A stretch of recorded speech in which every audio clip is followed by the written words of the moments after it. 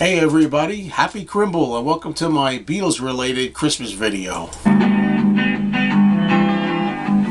This is the Russian room, Merry Christmas. This is the Russian, just a memory. There's not really much that's available by the Beatles as a group as far as Christmas related material. This is the Russian memory.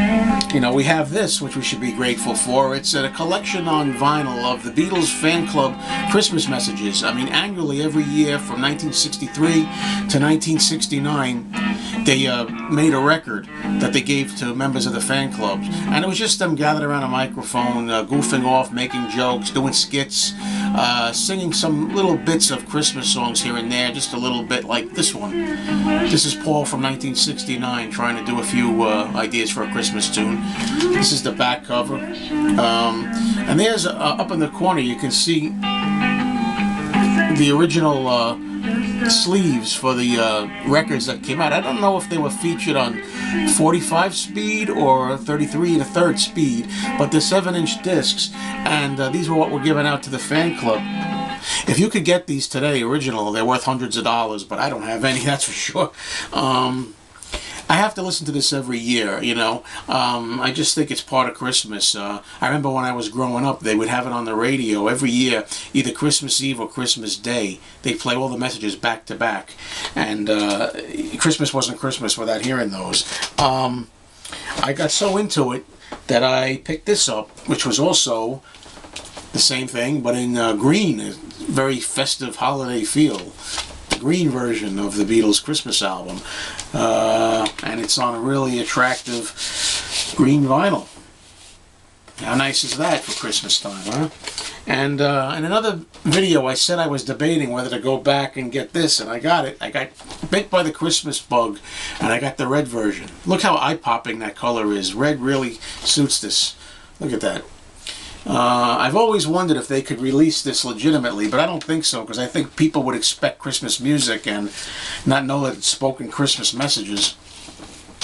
Vinyl is a little weird because it's kind of not really solid red, but see that black marble streak in there? There's like black marble in there. Still very nice though. The closest we came to getting a Beatles song released was when they put out the Free as a Bird CD. You know, one of the bonus tracks on here is a song called Christmas Time Is Here Again, which is from 1967. The Beatles have snippets of that on their Beatle Christmas messages, and you can find an unreleased version that runs 6 or 7 minutes long of the Beatles doing that. It's on YouTube, it's elsewhere. I have it on some bootlegs.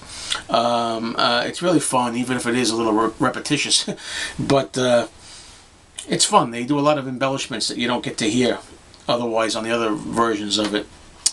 A lot of background things like fa la la la la, which they don't say on the one released. Here's something that I picked up, I think in the early 1990s. It's the Ultimate Beatles Christmas album, and it's got a nice picture there, the Beatles around the Christmas tree.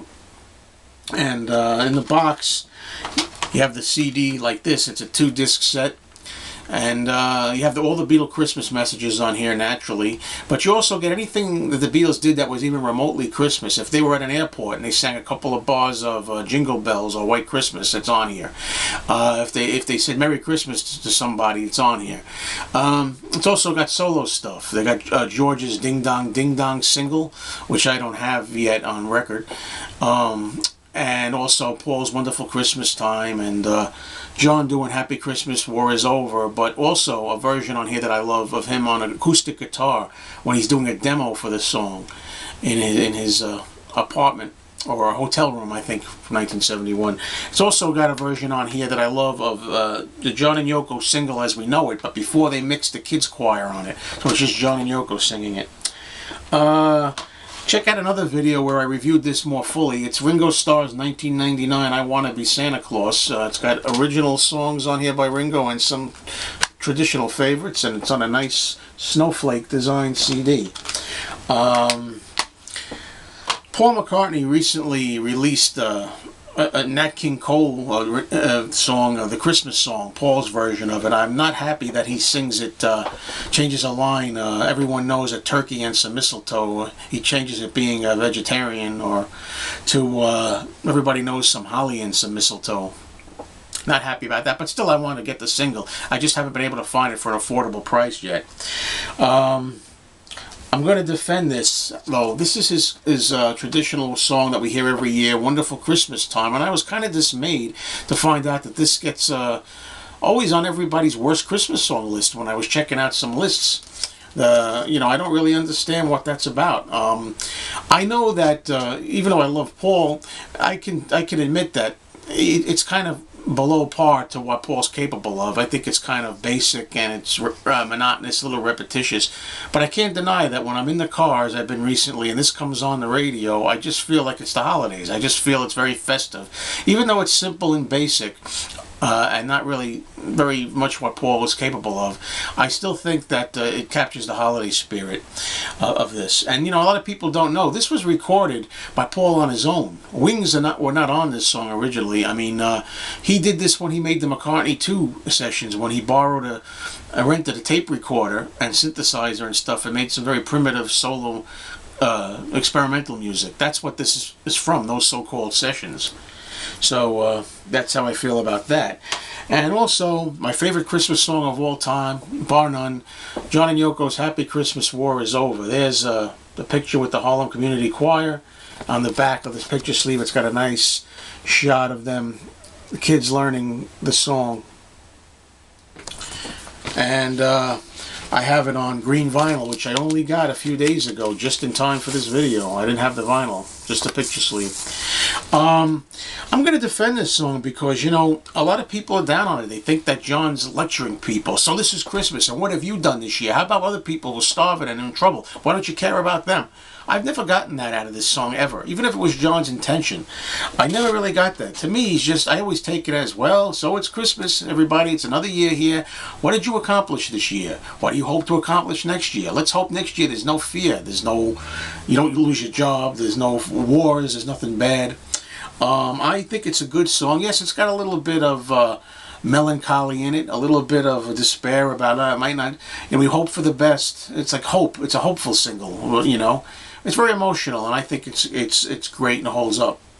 One thing I don't know how many people know about this. I don't want to ruin this song for a lot of people who might not know this, but John did rip off the melody of this song from an old traditional classic song called Stew Ball, spelled S-T-E-W-B-A-L-L. I'm not going to play it here because of copyrights. Look it up if you want to learn something about it, but maybe be disappointed. I was heartbroken when I only found this out a few years ago, 3 years ago or so. The melody to Stew Ball is the melody John uses direct for Happy Christmas War Is Over. But it's a good song. I love it. What can I say? I love the B-side. Yoko's Listen, the Snow Is Falling. No screaming, just singing.